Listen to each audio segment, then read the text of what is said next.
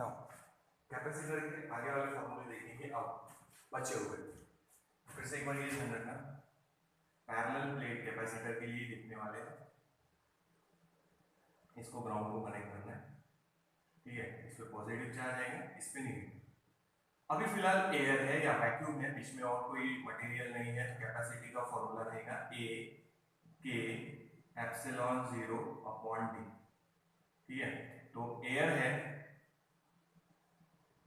तो अपन जो k की वैल्यू है वो कितनी लेने वाले हैं 1, तो ये फॉर्मूले में k नहीं आएगा, तो सिर्फ फॉर्मूला बचेगा a epsilon 0 upon D when air है या वैक्यूम है, एयर या वैक्यूम दोनों में से कुछ एक। देखो तो बीच में एयर है या वैक्यूम है, ठीक है। सेम कैपेसिटर, वही सब एरिया, वही small d distance between the two plates, a is the area of the each plate, ठीक है। नाउ अब इसमें कोई मटेरियल फिल कर दो जिसका डाइलेक्ट्रिक कांस्टेंट है k, मेटल नहीं, मेटल कनेक्ट कर देंगे तो जितने भी चार्ज यहाँ पे ऐड करेंगे पॉजिटिव सब इधर मेटल से कंडक्ट होकर ग्राउंड में चले जाएंगे, तो पूरा आप मेटल से फिल नहीं कर सकते उसको, कोई भी होगा k ग्रेटर देन 1 है, ठीक है। फॉर एयर इट इज 1 और vacuum it is 1, for any other material other than air and metal k is greater than 1। Metal के लिए k की वैल्यू कितनी थी? इंफिनिटी, ठीक है।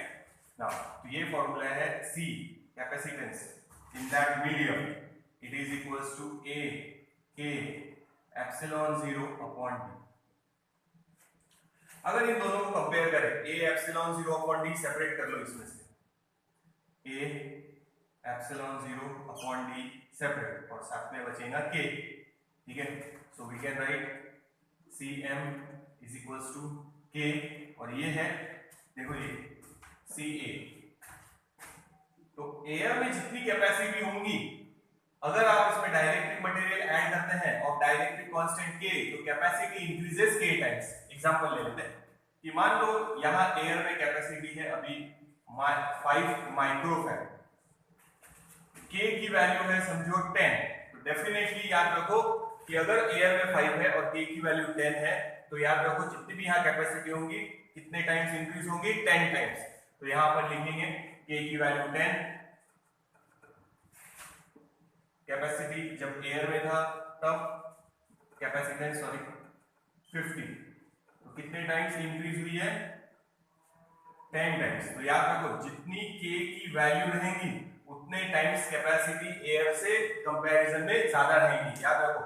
तो अगर एयर है उसकी जगह आप कोई मटेरियल डाल रहे हैं डाइलेक्ट्रिक कांस्टेंट K वाला, तो capacity will increase K times. नई कैपेसिटी जो रहेगी एयर के कंपैरिजन में कितने टाइम्स इंक्रीज होंगी? K times. तो capacity will increase K times. देखिए ये दोनों फॉर्मूले याद रखो, एयर वाला वैक्यूम वाला, सॉरी एयर वाला वैक्यूम वाला भी यही है, और ये मीडियम वाला, और ये दोनों का कंपैरिजन कि अगर एयर में जो भी कैपेसिटी होंगी आप डाइलेक्ट्रिक मटेरियल डालेंगे तो capacity will increase K times, new capacity will be K times more as compared to the capacity with air और vacuum between the two plates, ठीक है। ये देखिए ये फॉर्मूला बताया था आपने, डिराइव भी किया है, तो खाली अभी ले रहे हैं। देखिए और केसेस बताता इसमें, इतना नोट कर लो।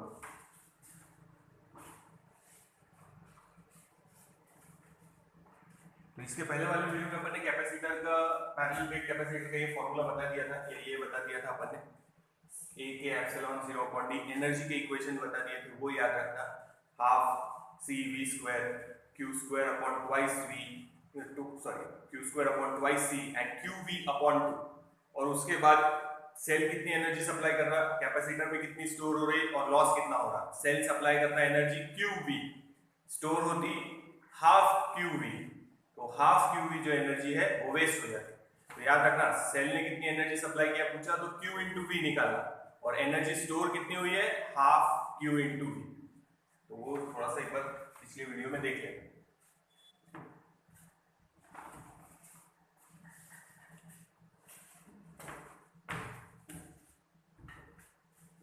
नोट डाउन कर लीजिए।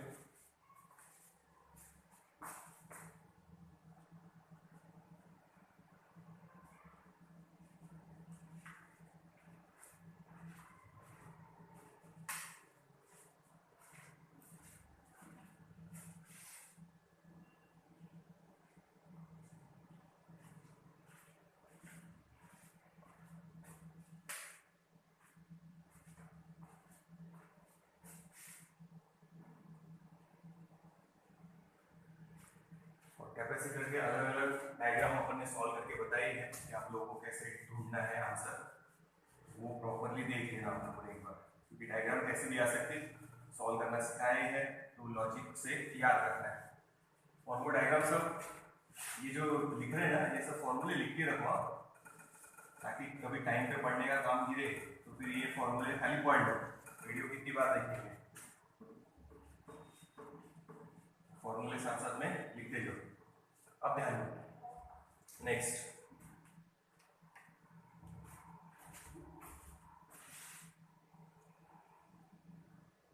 कैपेसिटर, ये पहली प्लेट अपनी, ये दूसरी प्लेट, इसको कनेक्ट कर देंगे ग्राउंड, ठीक है। अब इसमें पूरा एक मटेरियल डालने की जगह अपन आधा आधा डालेंगे, या अभी तो डिस्टेंस अलग अलग लेंगे, इक्वल रहा तो क्या देखेंगे, यहां एक मटेरियल फिल किया है जिसका डाइलेक्ट्रिक कांस्टेंट है K1, और यहां आधा फिल किया है जिसका डाइलेक्ट्रिक कांस्टेंट है K2। तो एक कैपेसिटर है, पहले अभी जो बनाया था उसमें अपन ने पूरा एक ही मटेरियल फिल किया था, अब यहाँ पे अपन ने दो अलग अलग मटेरियल फिल किए हैं। तो एरिया तो सबका सेम ही रहेगा, ये वाला प्लेट का एरिया जो है वो सेम ही रहेगा, इतना एरिया है। डिस्टेंस ये है समझो इसका D1 और इसका D2, तो टोटल डिस्टेंस D है, पर इसमें इक्वल नहीं है, समझो अभी इक्वल नहीं है, इक्वल रहे तो क्या वो देखेंगे बाद में, तो डायग्राम देख लो एक बार, दिख रही है, ठीक है, ठीक है। देखो फिर से, इसके पहले जो डायग्राम कंसीडर किया था उसमें ऐसा था, ये ग्राउंड पूरा का पूरा एक ही डाइलेक्ट्रिक मटेरियल फिल किया था जिसका डाइलेक्ट्रिक कांस्टेंट क्या था K, ठीक है। अब अपन ने दो अलग अलग मटेरियल फिल किए, तो ऐसा इमेजिन करो कि ये और ये सीरीज में, देखो एक के बाद एक, तो ये और ये सीरीज में, सीरीज का फॉर्मूला लगाएंगे उसको।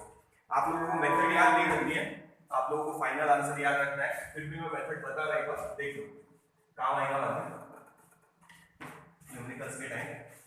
हाँ देखो, सो 1/CS सीरीज का फॉर्मूला 1/C1 प्लस 1/C2, ये और ये सीरीज में, इसकी कैपेसिटेंस C1, इसकी कैपेसिटेंस C2, ठीक है ना। C का फॉर्मूला ये सब्स्टिट्यूट कर रहे हैं अपन, A K epsilon 0 upon D, तो यहाँ लिखेंगे A अपॉन में C A K1 epsilon 0 upon में D की जगह यहाँ लिख रहे हैं D1, तो इसके अपॉन में लिखना था तो ऊपर लिख दिया, ठीक है, प्लस इधर आएगा A K2 epsilon 0 D2, so it is 1/CS, so 1/CS will, जो कॉमन निकलता है वो कॉमन निकाल लो, 1/A एप्सिलॉन 0 कॉमन, ब्रैकेट में बचेगा D1 upon K1 plus D2 upon K2। फिर से देखो, एक ही पूरा फिल करने की जगह दो अलग अलग डाइलेक्ट्रिक मटेरियल फिल किए, यहाँ पे अलग यहाँ पे अलग, ठीक है, एक का थिकनेस है D1, एक की थिकनेस है D2, एरिया तो सेम रहेगा, इसीलिए अपन ने A1 A2 नहीं डाला, जितना इस प्लेट का एरिया है उतना ही दोनों डाइलेक्ट्रिक का भी एरिया है, ठीक है, वो फिक्स है। तो सीरीज का फॉर्मूला लगाया, A के एप्सिलॉन 0 अपॉन D1 को ऊपर लिखा, जो कॉमन निकले वो कॉमन निकालिए, ठीक है। तो CS can be written as, ये इधर ले लो, ये इधर, A एप्सिलॉन 0 अपॉन में ये लिखेंगे B1 upon K1 plus B2 upon K2, and this is our final answer. इसको थोड़ा अरेंज कर लेंगे, पर आप लोगों को यही याद रखना है बस, A एप्सिलॉन 0 ऊपर अपॉन में D1 upon K1 plus D2 upon K2, ये इतना बेसिक इक्वेशन हो गया, ठीक है। इसको चाहे तो तुम सिंप्लीफाई करके लिख सकते हैं, पर ये मेरा मेन इक्वेशन है, शो दैट वगैरह में आया तो ठीक है, अलग बात है, पर ये मेरा मेन इक्वेशन हो गया। सिंप्लीफाई करना है कैसे कर सकते हैं आप लोग, अगर अपन ले ले D1 is equals to D2 is equals to D/2, यानी टोटल डिस्टेंस कितना है ये D, तो ये हाफ है ये हाफ है, नहीं भी रहा तो चलता है, ये फॉर्मूला लेंगे, पर अभी समझो इक्वल ले रहे हैं, ये D/2 ये D/2, यानी टोटल डिस्टेंस हो गया D, ठीक है। तो इसको लिखेंगे CS is equals to A epsilon 0 upon d1 d2 common क्योंकि सेम है, और वो आएगा b/2, ब्रैकेट में बचेगा 1/k1 plus 1/k2, 1/k1 plus 1/k2. So CS is A epsilon 0 B upon 2 cross multiply करो k1 plus k2 upon k1 into k2. So CS can be written as A epsilon 0 upon D, bracket में ये ऊपर कर देंगे twice k1 into k2 upon k1 plus k2. ये show that में आया तो इतना करना पड़ेगा, बोर्ड में भी देखेंगे जब न्यूमेरिकल्स लेंगे तो सेम स्टेप्स फॉलो करेंगे. तो शो दैट में आया तो यहाँ तक जा सकते हैं, डिस्टेंस सेम है. पर अब मैं बोल रहा फिर से कि अगर कॉम्पिटिटिव के लिए करना है तो सिर्फ इतना याद रखना है, और ये भी डेरिवेशन भी याद नहीं रहा तो भी चलेगा, सिर्फ ये फॉर्मूला याद रखना है बस. ये फॉर्मूला मेन है, a epsilon 0 d1 upon k1 plus d2 upon k2. यहाँ अपन ने एक स्पेशल केस ले लिया, नोट में डाल दो, लगे दो कि भाई दोनों डिस्टेंस अगर सेम है, यानी थिकनेस दोनों की सेम है, ये थिकनेस इसकी d2 और ये इसकी d1, ठीक है ना. तो d/2 कॉमन इन दोनों में से, इनको खाली क्रॉस मल्टीप्लाई करके अरेंज किया, ये फाइनल आंसर. तो ये फॉर्मूले पर से अब थोड़ा आगे कुछ बनाएंगे तो वो देखते हैं. पहले ये देखो, इक्वल रहे कुछ भी रहे वो बाद में सब्स्टिट्यूट कर सकते टाइम पे. मेन इक्वेशन ये याद रखो, a epsilon 0 d1 upon k1 plus d2 upon k2, ये मेन है.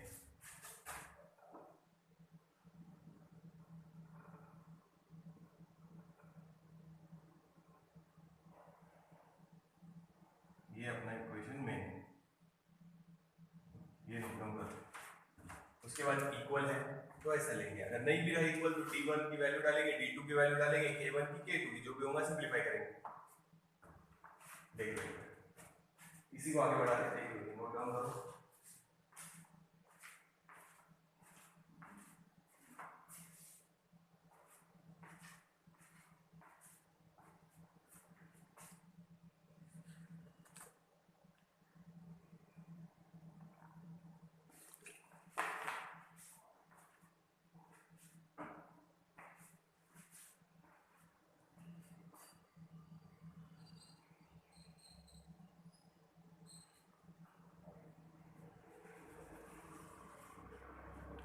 आगे चलते हैं.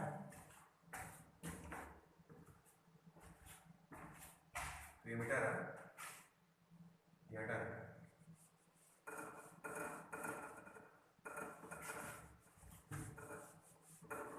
सीरीज में कंसीडर किया, दोनों सीरीज का फॉर्मूला लगा, सिंपलीफाई हो गया, फाइनल आंसर याद रखना है बस. वैसे भी कॉम्पिटिटिव में कोई डेरिवेशन तो आने वाला है, तो भी स्टेप पता है क्योंकि बोर्ड में काम आएंगे, बोर्ड में आएंगे तो फिर से बताना ही पड़ेगा. आगे इसका फॉर्मूला लिख लेते फिर से. क्या था, C is equals to A epsilon 0 upon में d1 upon k1 plus d2 upon k2, ये था. मान लो ऐसा अरेंजमेंट कर दो,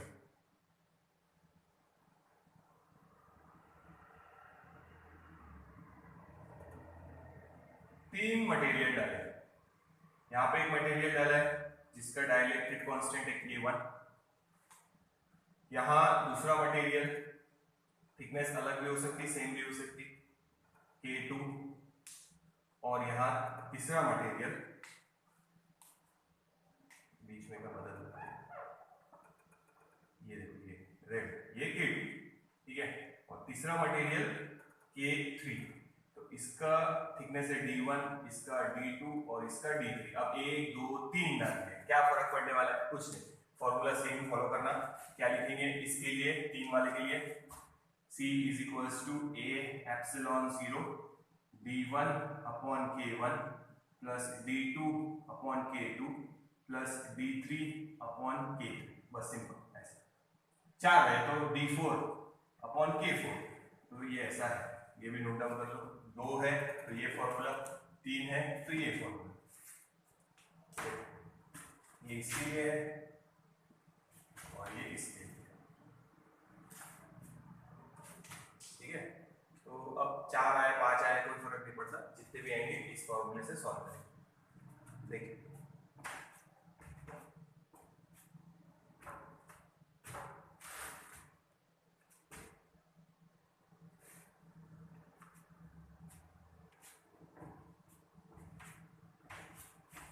ठीक है, तो ये पिटा रहे थे।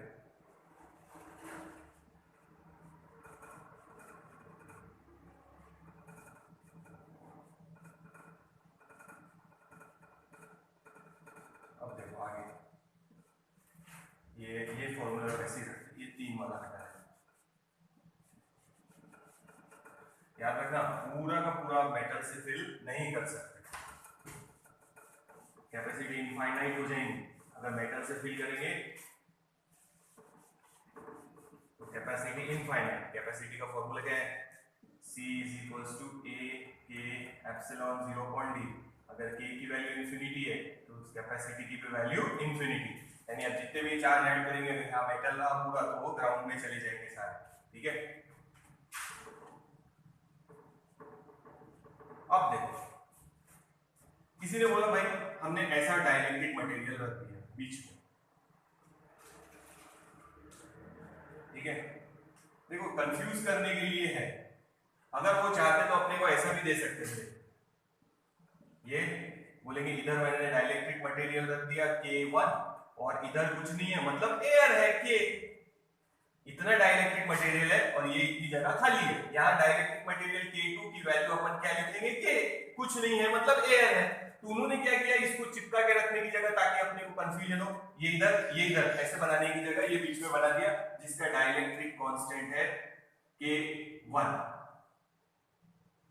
K1 ठीक है, K इधर क्योंकि आजू बाजू में तो एयर है, ठीक है। देखिए तो अगर इसको इधर रखते बचे हुए में एयर होती तो एक होता K1 एक होता K2, क्या फर्क पड़ रहा है? कुछ नहीं, और उन्होंने बीच में दे दिया। देखो तो यही फॉर्मूला लगेगा ना, ये डिस्टेंस इसका D1 और इसका डिस्टेंस D2, ठीक है। K1 K2 ही डाल देते, इसको K2 लिख देते और आजू बाजू में जो एयर है वो डाइलेक्ट्रिक कांस्टेंट K1, चिपका के रखने की जगह यहाँ रख दिया, कोई फर्क नहीं पड़ता, सेम फॉर्मूला। अगर यहाँ रखा होता D1 और बची हुई क्या होती एयर, तो अभी भी वैसे ही लिखेंगे, समझ गया ना। अगर वो डाइलेक्ट्रिक मटेरियल इसको चिपका देते तो इधर पूरा एयर दिखता अपने को, और उन्होंने क्या किया बीच में रख दिया कंफ्यूजन के लिए। तो अपन ने कंफ्यूज नहीं होना, अपन ने ऐसे इमेजिन करना। देखो मैं बताता हूं, ठीक है। B1 समझो इसकी थिकनेस है T और टोटल डिस्टेंस है D, distance between the to plate, इसकी थिकनेस T। पहले एयर ले लो, बची हुई एयर है तो D - T is air, D - T thickness of air D1। Now D2 ये जिसकी थिकनेस है T, समझ में? तो इसकी थिकनेस छोड़ दो, बची हुई क्या है इधर और इधर एयर, तो टोटल है D, उसमें से D माइनस कर दो तो ये हो गई थिकनेस ऑफ एयर इसमें, और T is the thickness of dielectric material. यहाँ पे K1 की वैल्यू डालेंगे 1 फॉर एयर और यहाँ K2 की जगह डालेंगे K, बस इतना चेंज करना है। K2 की जगह मटेरियल का जो भी डाइलेक्ट्रिक कांस्टेंट दिया होगा वो K सब्स्टिट्यूट करेंगे। This formula implies C = A epsilon 0 upon B1 की जगह B - T, ठीक है, अपॉन K1 की वैल्यू 1 एयर के, B2 की वैल्यू T और अपॉन में K2 की जगह उसका डाइलेक्ट्रिक मटेरियल का K। बस ये फॉर्मूला है, बाद में जैसा रहेगा सिंपलीफाई करके। देखो बेसिक फॉर्मूला यही है, ठीक है। तो उन्होंने क्या किया, इधर चिपका के रखते अगर प्रॉपर, तो अपन यहाँ थिकनेस B1 लिखते और ये बचा हुआ एयर का लिख लेते, दो के लिए लिखा है और उन्होंने बीच में रख दिया, क्या फर्क पड़ रहा? तो टोटल है D, उसमें से T माइनस कर दो, that will be the thickness of air, इधर और इधर मिला, और उसका डाइलेक्ट्रिक कांस्टेंट 1 और ये थिकनेस है T और इसका डाइलेक्ट्रिक कांस्टेंट K2 जो लिखा है। बस ये फॉर्मूला बन गया। इसमें सॉल्व करेंगे फिर आगे जैसे भी आएंगे, नंबर्स दिए रहेंगे, नंबर सॉल्व करना है। D - T प्लस P/K, इसी फॉर्मूले में एडजस्ट किया है, यही फॉर्मूला बेसिक इंपॉर्टेंट है अपने लिए, ठीक है। उसके बाद मान लो ये जो है ये मेटल की प्लेट है, मेटल पूरा भरना नहीं है, ठीक है, पूरा फिल करेंगे तो नहीं चलेगा। यहां पे मेटल रखा है, मेटल की प्लेट रख दिया समझिए, तो अब क्या होगा, इसकी वैल्यू हो जाएंगी इंफिनिटी। के की वैल्यू मेटल अगर यहां रखेंगे, समझो ये फॉर्मूला हो गया, ये नोट डाउन कर लो पहले, डाइलेक्ट्रिक मटेरियल रखा है, ठीक है। उसके बाद समझो यहां रख दिया अपन ने ये मेटल, मेटल की प्लेट है, बीच में रख दिया, पर टच दोनों प्लेट को एक साथ में टच हो रही है नहीं, तो फिर ग्राउंड में जाएंगे। अभी बीच में रखा, या एक प्लेट की तरफ भी ऐसा भी रख सकते हैं, ये डायग्राम आप ऐसे भी निकाल सकते हैं। देखो ये थिकनेस T, इसका डाइलेक्ट्रिक कांस्टेंट K, और इधर क्या है, एयर। आप ऐसे भी निकाल सकते थे कि आप इसको एक प्लेट को चिपकाओ इधर या इधर, और बीच में निकाला तो भी चलता, कोई फर्क नहीं पड़ता, ठीक है, समझ में आता नहीं, तो ऐसे भी निकाल सकते हैं। ये प्लेट को आप इधर भी चिपका सकते हैं या इधर भी चिपका सकते हैं, दोनों को एक साथ में टच हो रही है या नहीं, टच हुई तो फिर सारे चार्ज जाएंगे, बीच में है या इधर रखेंगे या इधर टच करेंगे, कोई फर्क नहीं पड़ेगा, ठीक है। देखो ये डायग्राम अलग अलग तरीके से ड्रॉ कर सकते हैं, ठीक है।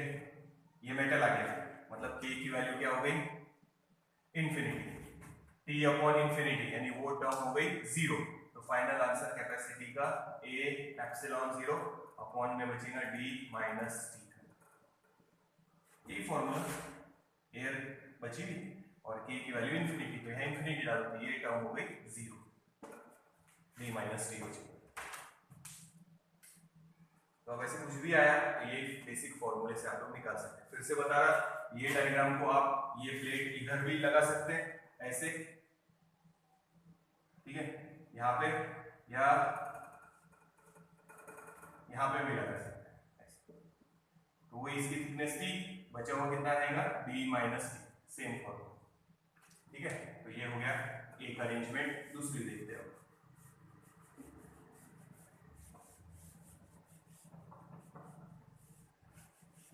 साथ साथ में नोट करते जाओ। सेकेंड अरेंजमेंट बता रहा, वो सिंपल है,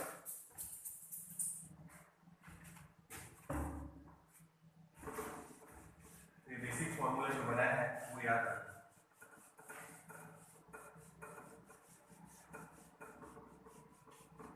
आगे चलो,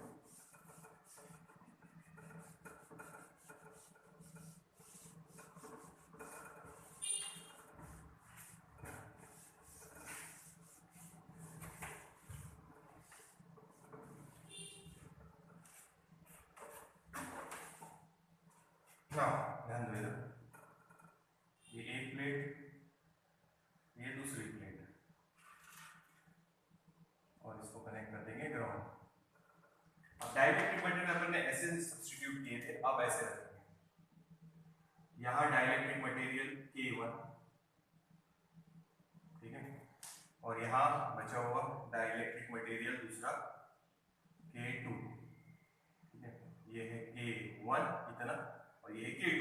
अब डिस्टेंस तो सेम है, ये distance between the two plates तो वही रहेगा D, पर एरिया बदल गया इन दोनों का, इतना ही एरिया है, इसका इतना area, this is A1, this is A2, equal रहा तो क्या वो बाद में देखेंगे ना। ये सिंपल है, इसका बेसिक फॉर्मूला याद नहीं, जितने रहे उतने। अब ये एक के नीचे एक है, तो ये काइंड कंसीडर करना पैरेलल में, तो Cp is equals to C1 plus C2, तीन रहे, एक दो तीन, तो तीन बार कर देंगे, ठीक है। तो basic formula A K epsilon zero upon D, तो D सेम है, K1 और A1 बदल दिया, plus A2 K2 epsilon zero upon D, बस इसको सिंप्लीफाई करना है, तो जो कॉमन है चाहे तो आप निकाल सकते हैं, epsilon zero upon D, bracket में बचेगा A1 K1 plus A2 K2, this is the final answer. अब मान लो तीन है ऐसे, एक डाइलेक्ट्रिक मटेरियल K1, ये दूसरा डाइलेक्ट्रिक मटेरियल K2, और बचे हुए में तीसरा डाइलेक्ट्रिक मटेरियल K3। तो इसमें एक और टर्म ऐड हो जाएंगी, इसके लिए Cp is equals to A epsilon zero upon D, ये वैसे A1 K1 plus A2 K2 plus extra आ जाएंगी A3 K3, 1 2 3 1 2 3, सिंपल।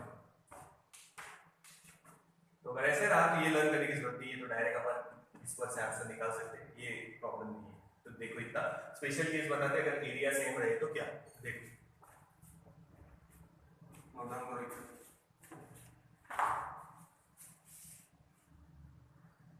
अभी यहाँ पे ध्यान रखो, इसको और इसको पैरेलल में कंसीडर किया है, ये सेम है डी पर एरिया बदला है। टोटल एरिया ए था, ये A1 है, ये A2।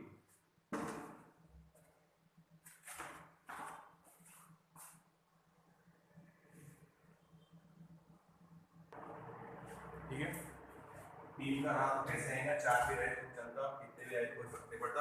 ऐसा भी हो सकता है कि ये मटेरियल है और यहाँ कुछ नहीं डाला है, K2 की वैल्यू नहीं भी गिवन है, यहाँ जैसे खाली है तो क्या है, एयर है, तो K2 की वैल्यू क्या डाला फिर 1, K1 की जो दी रही वो, तो वो भी हो सकता है कि इतना मटेरियल डाला है, इतना खाली छोड़ दिया। ठीक है, अब मान लो एरिया सेम है, बेसिक फॉर्मूला तो यही है पर एरिया सेम है दोनों डाइलेक्ट्रिक मटेरियल का। A1 is equals to A2, it will be A/2, यानी टोटल एरिया का ये हाफ और ये हाफ, तो Cp is equals to epsilon 0 upon d, A common निकल जाएगा, 2 अपॉन में नीचे ही रखेंगे, K1 प्लस K2 अपॉन।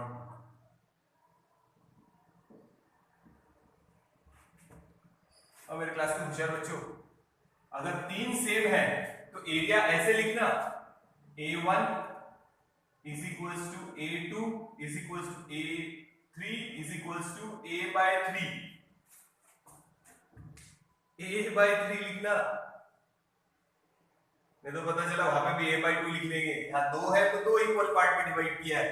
अगर 3 डाइलेक्ट्रिक मटेरियल रखेंगे जिनका एरिया सेम है तो A1 A2 A3 will be A/3।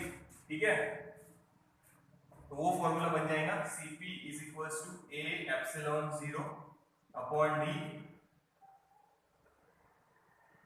K1 plus K2 plus K3 divided by 3। 3 के लिए ऐसा बन जाएगा, यानी अगर ऐसा रखा ये एक, ये K2 और ये K3 तीनों सेम है, एक का एरिया A1, इसका एरिया A2 और इसका एरिया A3, तो फिर ये फॉर्मूला बन जाएगा। बेसिक फॉर्मूला याद रखो, टाइम पे डाल सकते हैं, कोई प्रॉब्लम। तो याद रखना जब ये तीनों है और बोला है उनका एरिया सेम है तो फिर ऐसे लिखना A/3, नहीं तो वहां पे भी A/2 लिख लेंगे, तुम लोगों का कोई भरोसा नहीं है।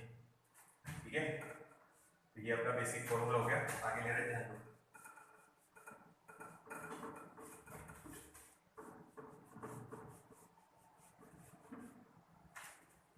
अब ध्यान दो, ऐसे भी हो सकता,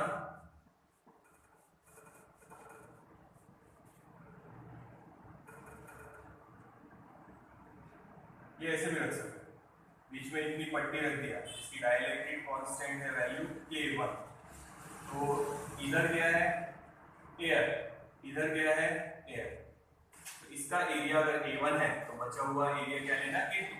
जरूरी नहीं कि इधर और आपको अरेंज करके देंगे कि नहीं भाई हम अरेंज करके दे रहे हैं, इतना K1 ले लो और बचा हुआ K2 ले लो, ऐसा नहीं, बीच में भी दे सकते ऐसा, तो इधर और इधर एयर है तो अपन ने ऐसा इमेजिन करना कि ये K1 इधर है, बची हुई सारी ये है, इसका एरिया A1, इसका area A2, dielectric constant K1, इसकी वैल्यू डाल देंगे K2 की वैल्यू 1, ये वाला फॉर्मूला सॉल्व करना। समझ में आया? तो ये स्टेप को अपन ऊपर इमेजिन करना है, यहाँ पे बची हुई पूरी एयर इमेजिन करना है, तो ऐसे भी हो सकता है, नोट डाउन करो।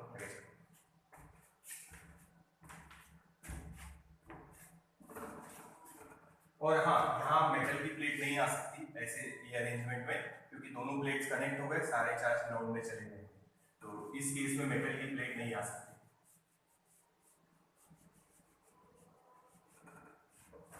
ठीक है, देखो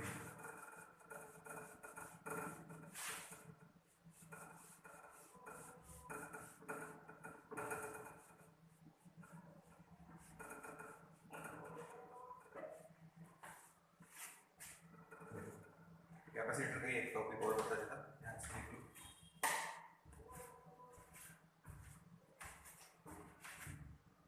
सपोज ऐसे ये दो प्लेट्स है, ठीक है, तो ये कैपेसिटर ही है, ठीक है, पर आप ऐसे और बहुत सारे प्लेट्स रखो, ऐसे नंबर ऑफ प्लेट्स लगाया, n is the number of plates, number of plates बीच में लगाया। तो इमेजिन करो कि ये कैपेसिटर डिवाइड हो चुका है। कितने कैपेसिटर बनेंगे देखो, 1 2 3 4, अभी भी नए हैं 5 कैपेसिटर, और ये सीरीज में है। तो CS इज इक्वल्स टू, एक की सबका डिस्टेंस सेम ही रखेंगे फिलहाल, एक की capacity C divided by n capacitors है। पर मान लो नंबर ऑफ कैपेसिटर्स नहीं दिए, नंबर ऑफ प्लेट्स दिए। प्लेट कितने देखो, 1 2 3 4 5 6, तो n की वैल्यू क्या आएगी 6। तो अपन यहाँ फॉर्मूला बना लेंगे n-1। सीरीज का फॉर्मूला याद है ना, C/n था, पर यहाँ कैपेसिटर जितनी प्लेट्स है उससे एक कम है। देखो काउंट करो प्लेट्स कितनी है, ये एक प्लेट, ये दूसरी प्लेट, ये तीसरी, ये चौथी, ये पांचवी और ये 6th प्लेट। 6 प्लेट है, कैपेसिटर कितने बने 1 2 3 4 5। तो नंबर ऑफ प्लेट्स गिवन रहेंगे, नंबर ऑफ प्लेट्स 6 है तो कैपेसिटर बनेंगे 5 यानी n-1। तो यहाँ तो नंबर लिए पर नंबर नहीं रहे तो ये वाला फॉर्मूला है। ठीक है, देखिए 1 2 3 4 5 कैपेसिटर और प्लेट्स कितने 6। तो नंबर ऑफ प्लेट्स गिवन रहेंगे, नंबर ऑफ प्लेट्स की वैल्यू गिवन रहेंगी कि नंबर ऑफ प्लेट्स 6 है। यहाँ अपन गिन सकेंगे कि 1 2 3 4 5 6। तो या तो यहाँ 6-1 करो या डायरेक्ट आपको दिख रहा तो आप 5 भी लिख सकते हैं, एक ही आंसर आएगा, कोई problem. Number of plates given रहे तो ये फॉर्मूला लगाना n-1 where n is the number of plates. तो कैपेसिटर कितने बनेंगे n-1 यानी 5, वही दिखा है। तो अभी फिलहाल n मतलब नंबर ऑफ प्लेट्स है यहाँ, ठीक है। ये सीरीज में पैरेलल वाला आएगा तो ऐसे आएंगे, ये ऐसा,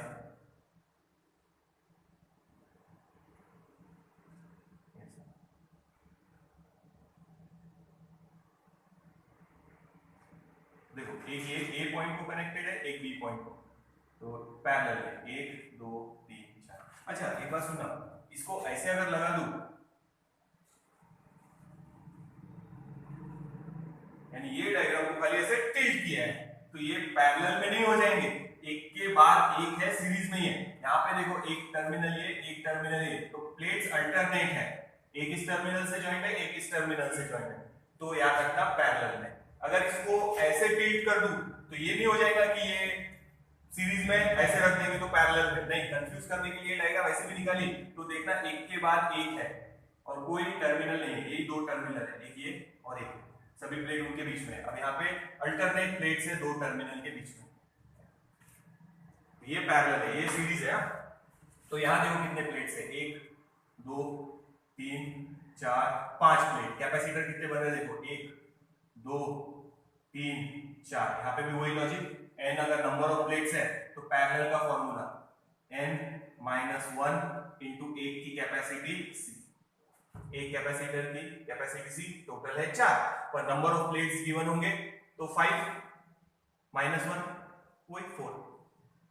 तो नंबर ऑफ प्लेट्स अगर गिवन है तो ये n नंबर ऑफ प्लेट्स है, तो n-1 यानी 5 है प्लेट्स तो 4 कैपेसिटर बनेंगे, अगर 6 प्लेट्स होंगी तो 5 कैपेसिटर बनेंगे, सब पैरेलल है।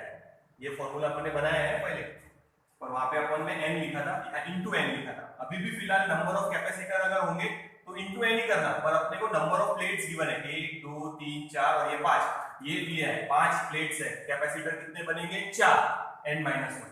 यहाँ 6 प्लेट है, कैपेसिटर कितने बनेंगे 5, 6 -1 5।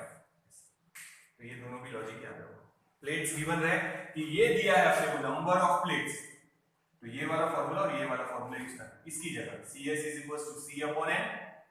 ये नंबर ऑफ कैपेसिटर्स थे, यहाँ n नंबर ऑफ प्लेट्स है, ध्यान रखना है। तो नंबर ऑफ प्लेट्स हटाओ 6 -1 यानी कितने कैपेसिटर मिल गए बराबर 5।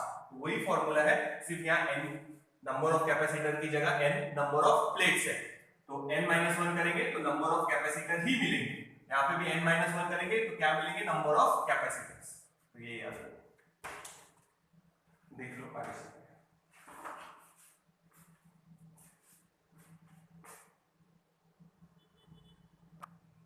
अब देखो कैपेसिटर का टॉपिक है, यहाँ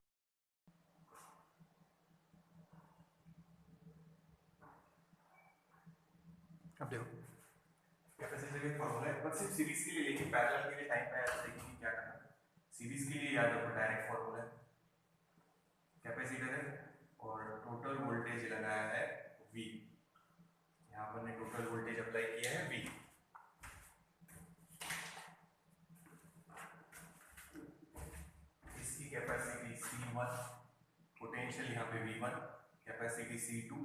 पोटेंशियल यहाँ पे V2। ना ध्यान देना, ये तो पता ही है कि total potential V is equal to V1 plus V2 और सीरीज का फॉर्मूला दो इसके लिए 1/C1 प्लस 1/C2। तो सिंप्लीफाई करेंगे तो C1 into C2 upon C1 plus C2 बता देता देखो 1/CS is equal to 1/C1 plus 1/C2। So 1/CS C1 plus C2 upon C1 into C2। So CS is equal to C1 into C2 upon C1 plus C2। तो इसको reverse करना मत भूलो, तो ये एक फॉर्मूला याद रखो। सेकेंड, चार्ज सेम है दोनों में, ठीक है, चार्ज सेम है, ये भी मीटर है। ये कैसे ऐड होगा कैपेसिटर के लिए याद रखना, अभी बताइए। चार्ज सेम है,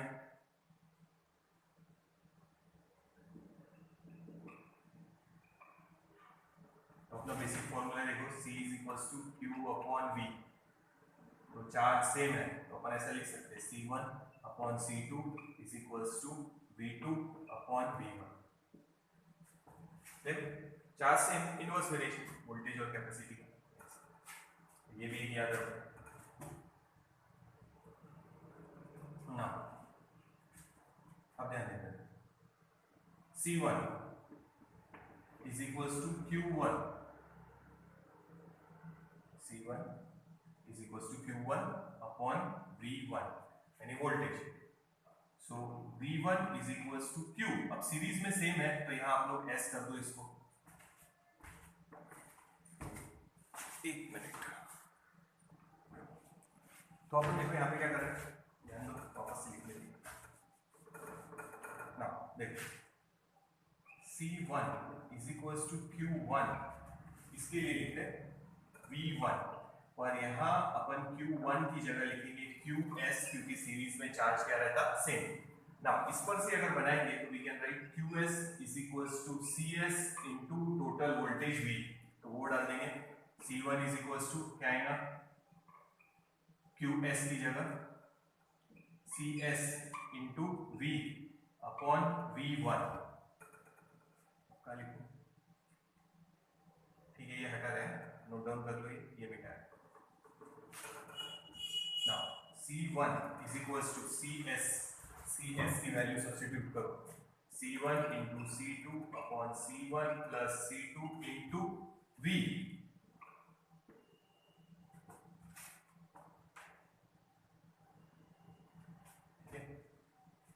अपॉन V1।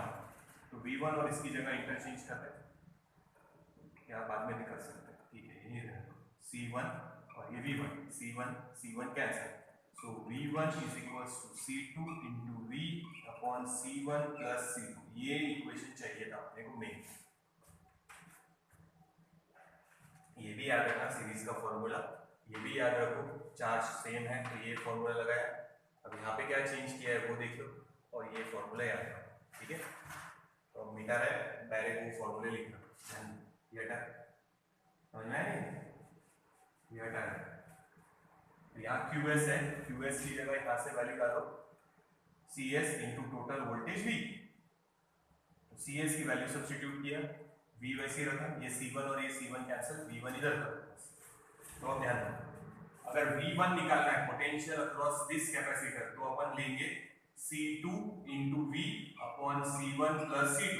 इसी तरह अगर इसके अक्रॉस निकालना है V2, तो फॉर्मूला क्या बन जाएगा, यहाँ देखो, तो उसके हिसाब से यहाँ 1 है तो यहाँ 2 है, तो यहाँ 2 है तो यहाँ 1 कर देंगे into V upon C1 plus C2। तो ये दोनों फॉर्मूले में याद रखो, वोल्टेज डायरेक्ट निकालने के काम आएंगे, ठीक है।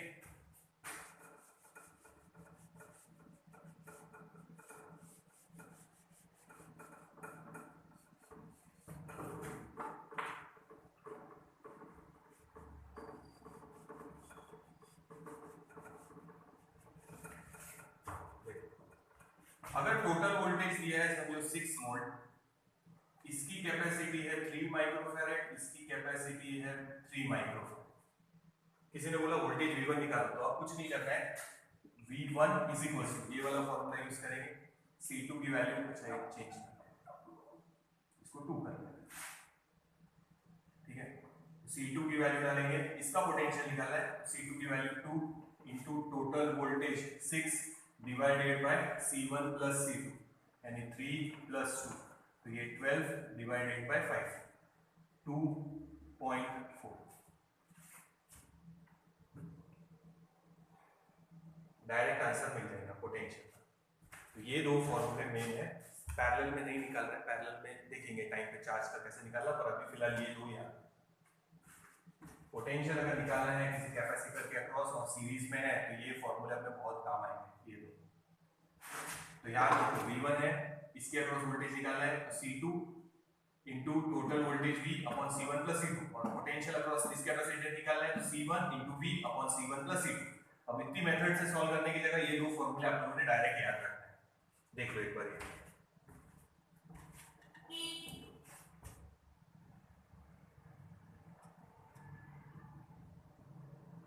ये नोट डाउन कर लो, ये दो फॉर्मूले जो बनाए हैं ये मेन है अपने लिए।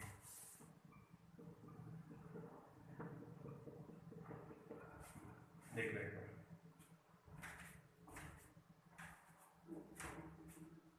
नोट डाउन करो।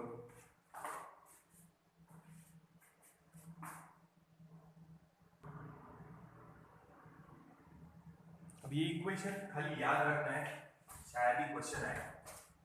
सपोज मेरे पास एक कैपेसिटर है जो फुल्ली चार्ज है, ठीक है, ये पॉजिटिव चार्ज, इस प्लेट पे नेगेटिव चार्ज। इसको डिस्चार्ज होने के लिए एक रास्ता दे देंगे अपन थ्रू रेजिस्टेंस R। डिस्चार्ज होने के लिए एक रास्ता दे दिया थ्रू रेजिस्टेंस R। डिस्चार्ज इसको की बंद करेंगे तो ये इस रेजिस्टेंस के थ्रू क्या होगा, डिस्चार्ज, यानी चार्ज ये डायरेक्शन में सेंड करेगा वो, ठीक है। तो डिस्चार्ज ऐसे होगा एक्सपोनेंशियल, पोटेंशियल उसका कम होगा धीरे धीरे, ये वाला ऐसे ग्राफ की तरह। तो ये डिस्चार्ज हो रहा टाइम t और EMF E। तो इसका इक्वेशन आप लोगों को याद रखना है, E is equals to, sorry E voltage को V से डिनोट होगा यहाँ पे, EMF E से, पर V से डिनोट करेंगे तो फिलहाल V potential across capacitor, it is equals to V0 जो पीक मिलेगा वहां पे, e raise to power minus time जो टाइम डिस्चार्ज होने में लगेगा upon RC। R is the resistance, C is the capacitance. ये फॉर्मूला याद रखो डिस्चार्ज के लिए। आप इस फॉर्मूले को ऐसे भी लिख सकते हैं, अपने पास फॉर्मूला है C is equals to Q upon V, तो V इज इक्वल्स टू आएगा Q अपॉन C, तो V की जगह Q अपॉन C, C इधर मल्टीप्लाई कर दो, C into V0 e raise to power minus T upon RC। ये ऐसे भी लिख सकते हैं, या इसको Q0 भी लिख सकते हैं, कोई प्रॉब्लम नहीं है।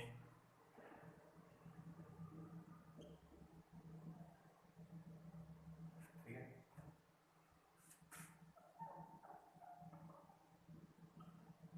ये T अपॉन RC है, ठीक है। RC, R is the resistance, C is the capacitance.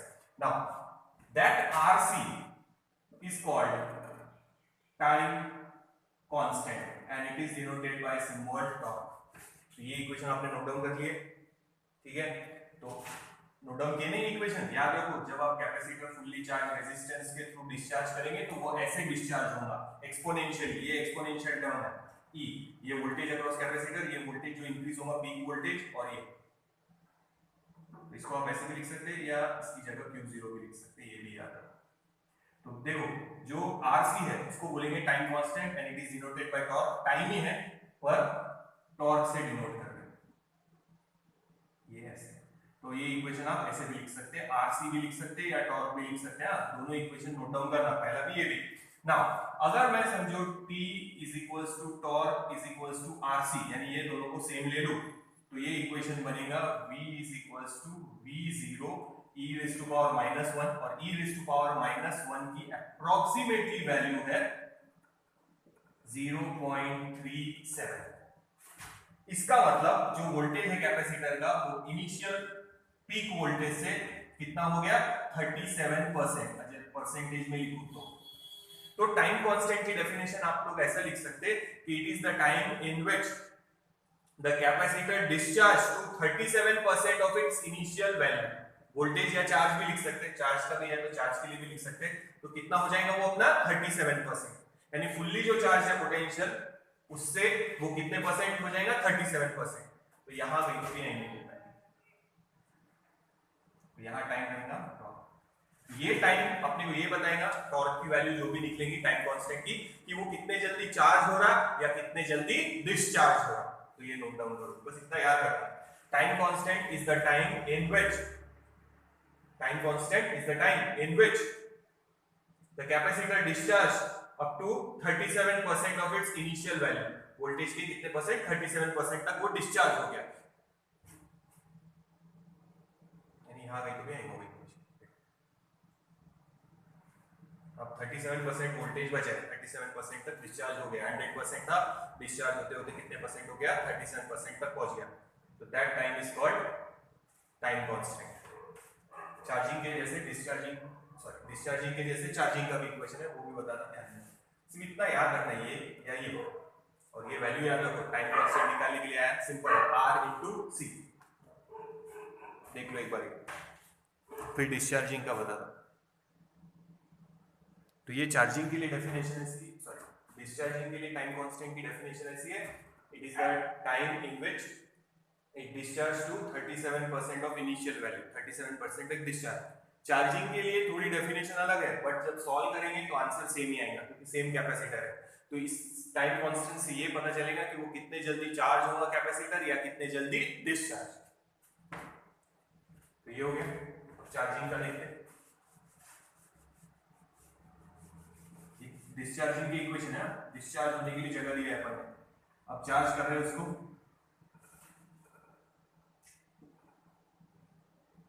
Capacitor, और उसको लगा दिया वोल्टेज। अब ये चार्ज होगा, ठीक है। तो चार्ज भी एक्सपोनेंशियली होगा, ये याद रखो। ये 37% याद रखना वैल्यू। नाउ अब चार्जिंग के लिए ऐसा आएगा कर्व, वोल्टेज V और ये टाइम। इनिशियली फास्ट चार्ज होगा, फिर स्लो और फिर कांस्टेंट, यानी फुल्ली चार्ज हो जाएगा यहाँ। नाउ इसका इक्वेशन याद रखो, V चार्ज कैपेसिटर का पोटेंशियल, टोटल वोल्टेज जो पीक रहेगा वो V0, यहाँ से कितना चेंज है 1 - e⁻t/RC। उसमें खाली e⁻t/RC था, ये चार्जिंग के लिए। इसके पहले जो लिया वो डिस्चार्जिंग के लिए। तो अब चार्ज के लिए भी लिख सकते हैं, डायरेक्ट लिखना Q = C × V0 1 - e⁻t/RC। तो आप चाहे तो वही याद रखो टाइम कांस्टेंट, सिर्फ डेफिनेशन थोड़ी सी बदलेंगी, वो देखते हैं। तो आप ये इक्वेशन पहले नोट डाउन करो। यहाँ कैसे चेंज किया है, V की जगह Q/C, तो Q/C C इधर मल्टीप्लाई कर दिया। ना वही है टाइम कांस्टेंट RC, तो यहाँ RC की जगह टॉर्क डाल दो और यहाँ RC की जगह टॉर्क। दोनों इक्वेशन नोट करना, ये भी और वो भी। ना अगर मैं फिर से ऐसा ले लूं, T = टॉर्क RC, सेम है समझो, ये और ये वैल्यू, या T = RC बोलो या T = टॉर्क बोलो, एक ही बात है। तो यहाँ इक्वेशन देखो कैसा आएगा, V = V0 1 - ये e⁻−1, e⁻−1, तो V = V0 1 - इसकी वैल्यू कितनी बताया था, अप्रोक्सीमेटली 0.37। तो V/V0 = ये 1 - ये, यानी बचेगा 0.63 और वी कैन से 63%। तो चार्जिंग में खाली डेफिनेशन बदल जाएगी, फॉर्मूला वही रहेगा, आंसर भी वही आएगा, पर उसी कैपेसिटर को अगर आप चार्ज कर रहे होंगे तो आप डेफिनेशन लिखेंगे time constant is that time in which the capacitor charges to 63% of its initial value. Discharge के समय डेफिनेशन में आया था 37% और चार्जिंग के समय आएगा 63%। तो दैट टाइम जो ये जितना कम रहेगा कैपेसिटर उतना ही ज्यादा फास्ट चार्ज होगा, और ये जितना आगे रहेगा कैपेसिटर उतना ही स्लो चार्ज होगा और स्लो डिस्चार्ज भी होगा। तो याद रखो चार्जिंग के टाइम ये वाली डेफिनेशन याद रखो, टाइम कांस्टेंट की डेफिनेशन तो वैसे भी नहीं आने वाली, पर चार्जिंग के लिए याद रखो कैपेसिटर चार्ज हो रहा, तो time constant, same formula, same time constant RC, time constant is that time for charging के लिए डेफिनेशन लिख रहे हैं, for which it charges to 63% of its initial value. It is the time in which the capacitor charges to 63% of its initial value. 100% नहीं है, 63%. समझ में आया? और डिस्चार्जिंग में 163 था तो 37 बस. तो डिस्चार्जिंग का पूछा डेफिनेशन, टाइम कांस्टेंट डिस्चार्जिंग के लिए, it is the time in which the capacitor discharged to 37% of its initial value. 37%, but दोनों का फॉर्मूला सेम है, एक ही कैपेसिटर है, आंसर सेम आएगा. फिर सिर्फ फिल इन द ब्लैंक के लिए चार्जिंग और डिस्चार्जिंग के लिए वैल्यूज याद रखो. डिस्चार्जिंग में क्या बोला है और चार्जिंग में क्या बोला है, ये दोनों याद रखो. ठीक है, ये हो गया चार्जिंग के टाइम, और इसके पहले जो लिया था वो डिस्चार्जिंग. ये दो फॉर्मूले खाली याद रखने हैं आप लोगों को, बस ये वैल्यूज याद रखो. सॉल्व करके बताया e⁻⁻1 की अप्रोक्सीमेटली 0.37. तो चार्जिंग और डिस्चार्जिंग दोनों याद रखो एक साथ, नोट डाउन करो. आगे चलो.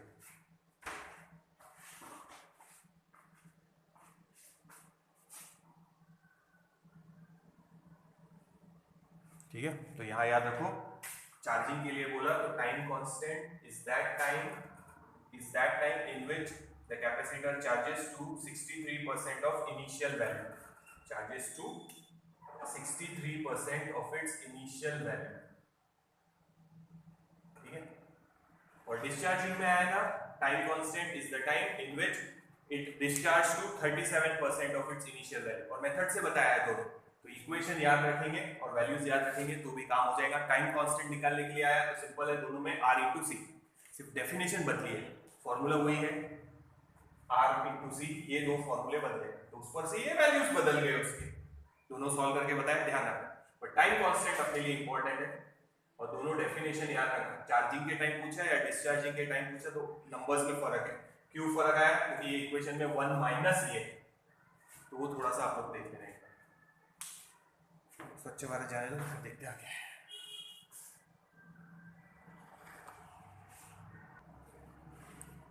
पर यार ध्यान रखना, टाइम कांस्टेंट का फॉर्मूला सेम है R इंटू सी. तो डेफिनेशन के टाइम याद रखो. अगर चार्जिंग में डेफिनेशन बोल रहे टाइम कांस्टेंट की तो बोलेंगे it is the time in which the capacitor charge to 63% of its initial value. और डिस्चार्जिंग में बोलेंगे तो 37% ऑफ इनिशियल वैल्यू आएगा. इतना फर्क याद रखो, फॉर्मूला तो सेम वही है और ये फॉर्मूले टाइम कांस्टेंट का सेम है आरसी. ये फॉर्मूले दोनों चेंज हुए हैं तो वो देख लेना एक बार. दोनों बता दिए हैं, प्लस फॉर्मूले वैल्यूज और टाइम कांस्टेंट याद रखो.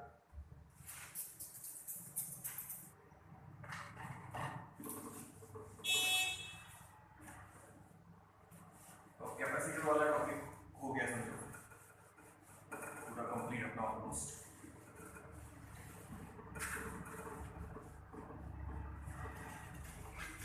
दो तीन छोटे छोटे टॉपिक बचे हैं, जैसे चार्ज्ड लिक्विड ड्रॉप है, उनको मिक्स किया तो क्या होगा, पोटेंशियल अलग अलग कॉन्सेंट्रिक स्फीयर का वो निकालना है. और दो ही टॉपिक बचे समझो, एक आधा टॉपिक और होगा तो देखेंगे. या दो स्फीयर जो चार्ज है उनको कनेक्ट करेंगे तो चार्ज कैसे डिस्ट्रीब्यूट होंगे, उतना टॉपिक बचा है. ठीक है, तो वो नेक्स्ट वीडियो में कंटिन्यू करेंगे. कैपेसिटर वाला टॉपिक यहाँ पे खत्म हो गया. लास्ट वीडियो 20-25 मिनट का बनेगा, तो यहीं पे खत्म हो गया समझो. ठीक है, देखते हैं.